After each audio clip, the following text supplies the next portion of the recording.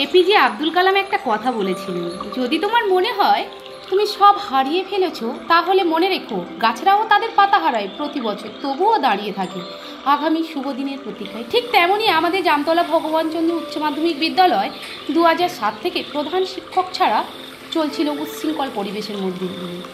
ঠিক এমতো অবস্থায় 2014 সালে এই স্কুলের ভার তুলে নিলেন বর্তমান প্রধান শিক্ষক মহাশয় শান্তনু প্রসাদ।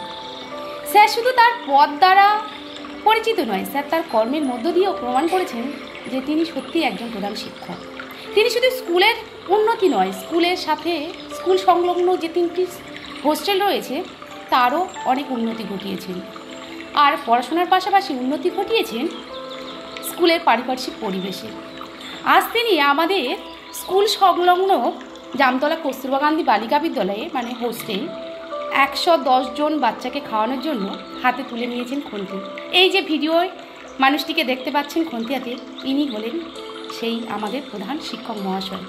তবে স্যারের সম্পর্কে বলতে গেলে হয়তো বলে শেষ করা যায় না এই অল্প ভিডিওর মধ্যে, তবুও বলতে হয় রবীন্দ্রনাথের সেই কবিতাটা, সাঙ্গ করি মনে হবে অন্তরে অতৃপ্তি রবে, শেষ হইলেও হইল না শেষ। থ্যাংক ইউ আমার ভিডিওটা দেখার জন্য। আর এরকমই ভিডিও পেতে